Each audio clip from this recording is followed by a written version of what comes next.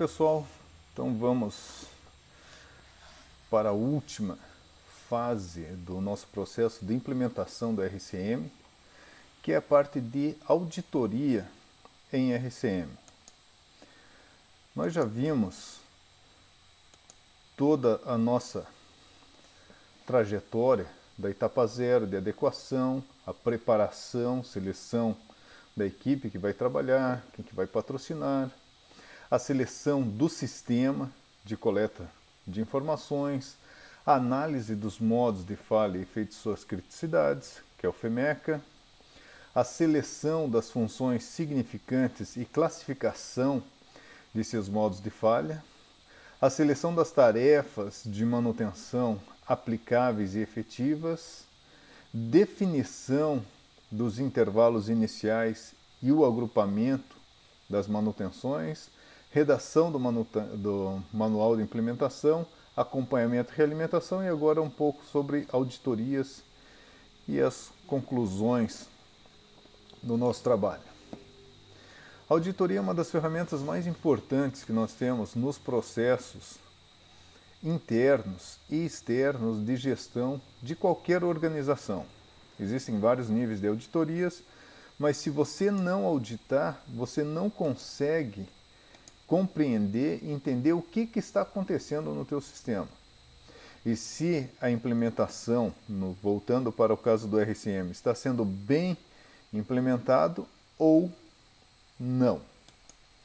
Para isso, nós vamos observar alguns critérios, nessa auditoria. Primeiro, a questão da função.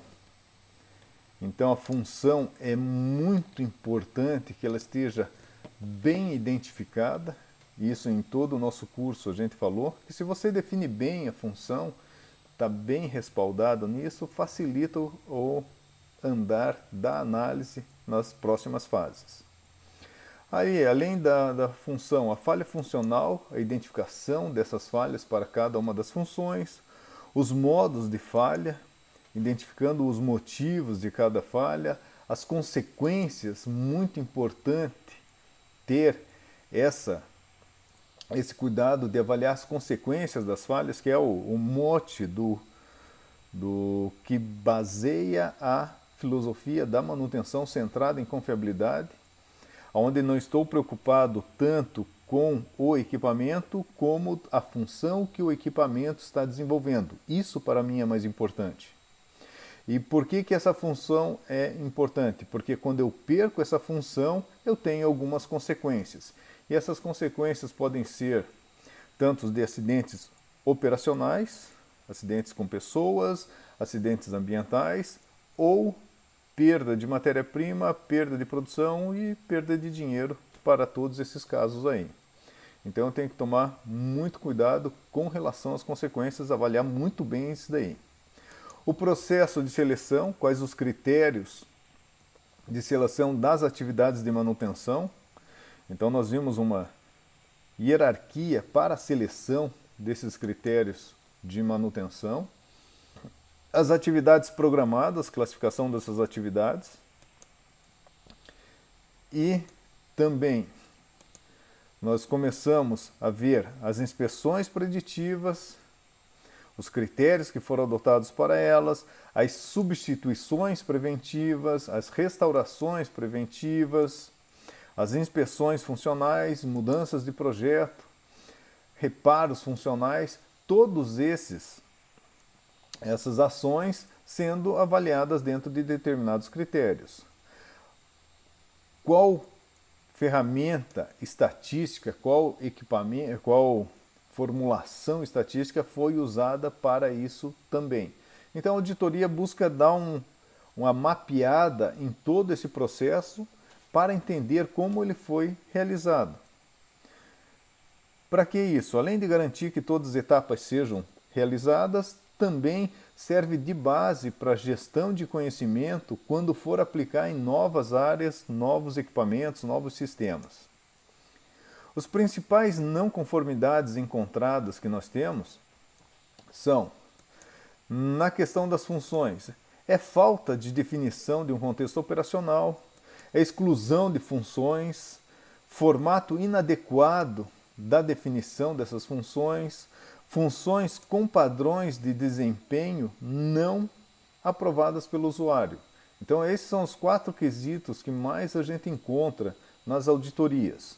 Quando trabalhamos com falhas funcionais, o que a gente encontra de não conformidade? Estados de falha de funções incompletos, falhas incompletas com identificação na definição, que fazem com que eu não consiga definir claramente qual é a falha funcional que vai ser avaliada.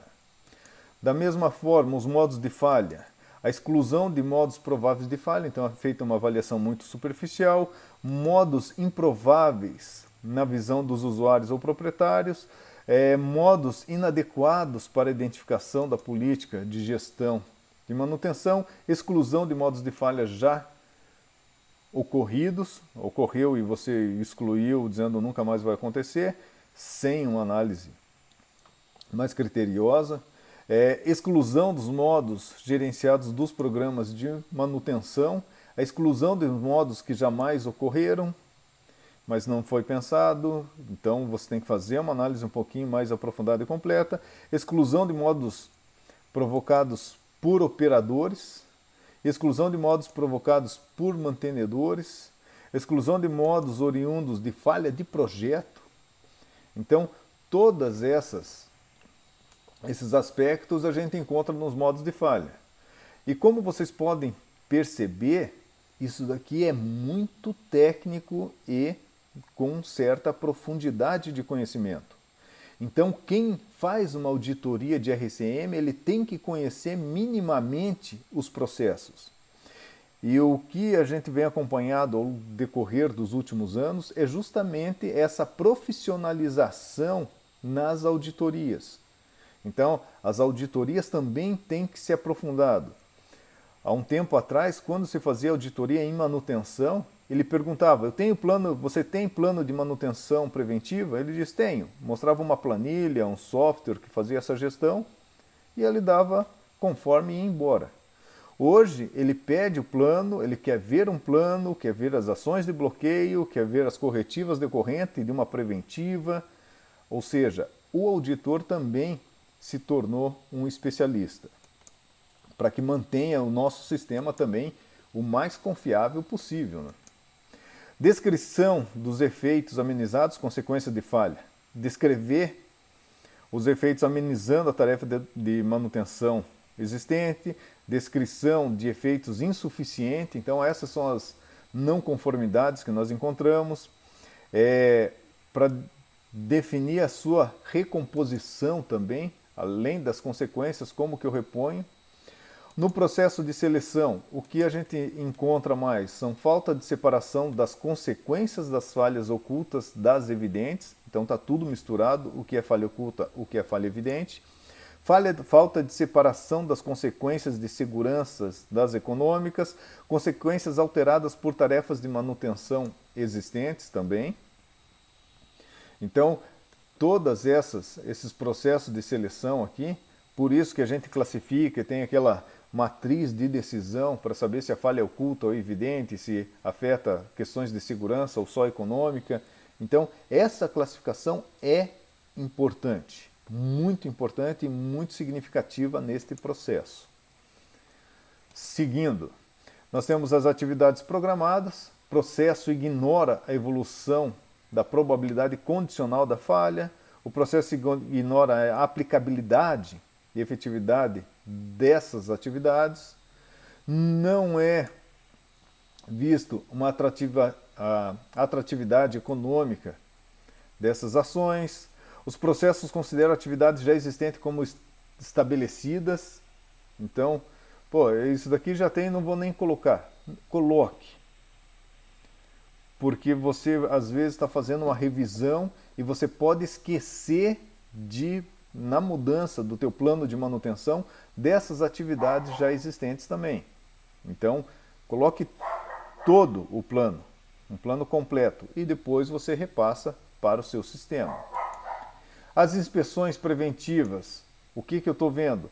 A atividade não reduz o risco ambiental ou nível de acidentes aceitáveis. Então você faz ação preventiva, mas não reduz o risco. A atividade não reduz as chances de falhas múltiplas. Então são atividades inócuas, elas não têm ação. A atividade não reduz os custos das atividades com efeitos econômicos.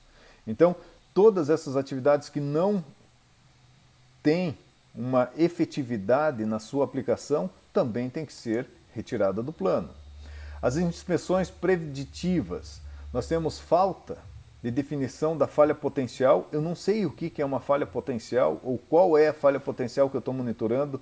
É vibração? É temperatura? É mudança de coloração de fluidos? É perda de pressão? O que eu estou monitorando? Lembrando que na indústria 4.0 nós temos muitos sensores monitorando vários aspectos do meu processo, dos meus equipamentos, dos meus sistemas. O que isso está me trazendo de vantagem competitiva? Como que eu estou analisando isso? Se eu não tiver definido quais são as falhas funcionais, as falhas potenciais, o que é uma coisa, o que é outra, eu não vou conseguir identificar. Se eu não identificar o período da minha curva PF para o desenvolvimento de falha, como que eu vou saber qual o intervalo melhor de inspeção? Então eu posso ter um intervalo maior do que o intervalo PF. Então não adianta a minha inspeção, não vai pegar nada. Eu estou fazendo, jogando na sorte, porque se acontecer este modo de falha, ele vai desenvolver antes da minha próxima inspeção. Impossibilidade de realizar os intervalos menores, eu não consigo fazer intervalos menores. O tempo insuficiente entre a descoberta do defeito e a evolução da falha. Então cada falha, cada causa raiz de falha, cada análise tem que ser submetido a essa questão da curva PF. Eu consigo monitorar isso? Sim. Não consigo? Não. Então eu vou para as minhas substituições preventivas. E lá as não conformidades é a substituição de itens sem fim de vida útil definida. Onde você troca por sentimento. Ah, eu vou trocar por quê? Porque sempre foi assim. Mas ele mostra desgaste? Não, mas é melhor garantir. Ele já aconteceu algum acidente? Não, mas é melhor garantir. Então, de repente, você está trocando muito antes do final da vida útil, de maneira desnecessária. E toda vez que você substitui ou você mexe no equipamento, a probabilidade de você inserir uma falha em outros sistemas, subsistemas, componentes que não tinham é maior. Então a ideia justamente da manutenção moderna é mexer o mínimo necessário no equipamento. Temos que agir de maneira mais cirúrgica. Agora, se eu não sei a vida útil do equipamento, por que eu estou trocando ele? Substituição de itens economicamente separáveis. Então, eu tenho itens onde o custo da manutenção é maior do que o custo do equipamento, o custo da parada, então eu tenho que avaliar todos esses aspectos ao mesmo tempo. Restauração, então equipamentos que podem ser reparados. Restauração sem fim de vida útil definida. Restauração de itens intoleráveis pelo usuário. Então, eu vou fazer essa restauração num nível que não vai melhorar em nada. Eu estou jogando dinheiro fora, tempo de máquina parada fora e não está resolvendo.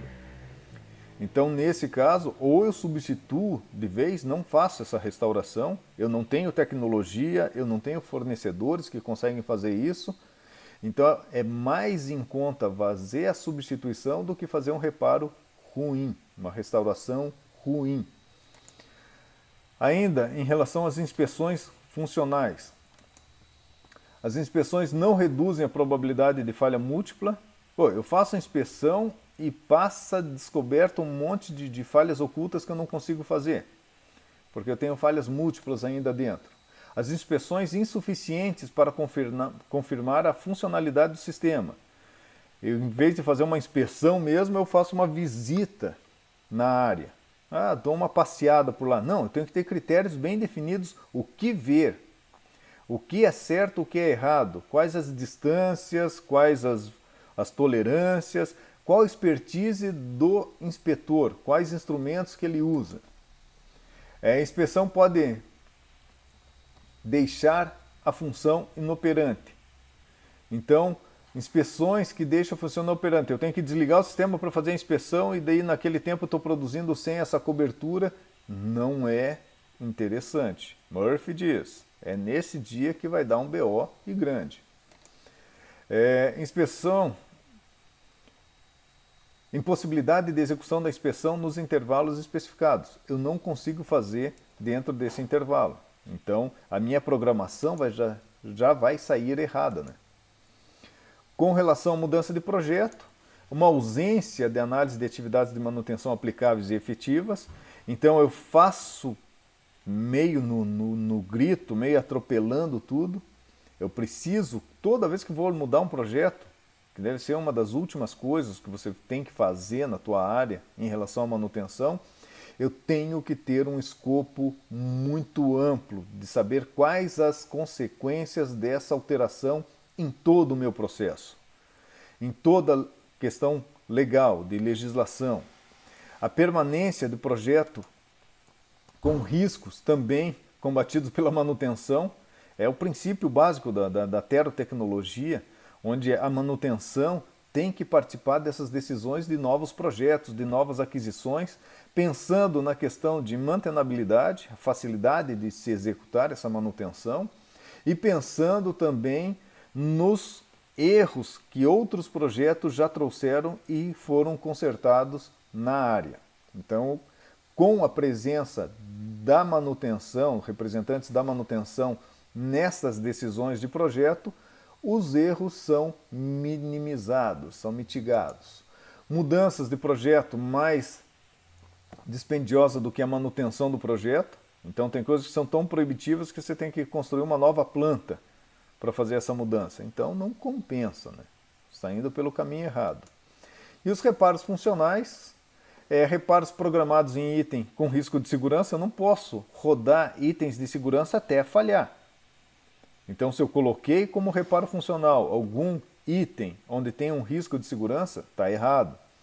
Os reparos em itens com falhas visíveis, viáveis de prevenção. Pô, eu poderia ter feito de outra maneira essa intervenção e não deixado para reparo funcional. Reparo funcional é uma estratégia? Sim, é uma estratégia de manutenção. Deixar rodar até o final da vida útil é uma estratégia de manutenção, mas não pode envolver segurança e você tem que colocar na balança de custos se vale a pena ou não vale a pena agir dessa maneira, usar essa estratégia. E a questão de fórmulas matemáticas, as equações erradas utilizadas para definir os intervalos de manutenção, essa distribuição também pode levar a alguns erros crassos, assim. E as fórmulas não aprovadas ou desconhecidas do proprietário, não sabe por que está fazendo e qual o resultado vai fazer. É aquele risco quando você joga todos os dados num software e ele vai te apresentar um resultado no final. Aquele resultado está certo, está errado? Ah, não sei, eu coloquei os valores lá.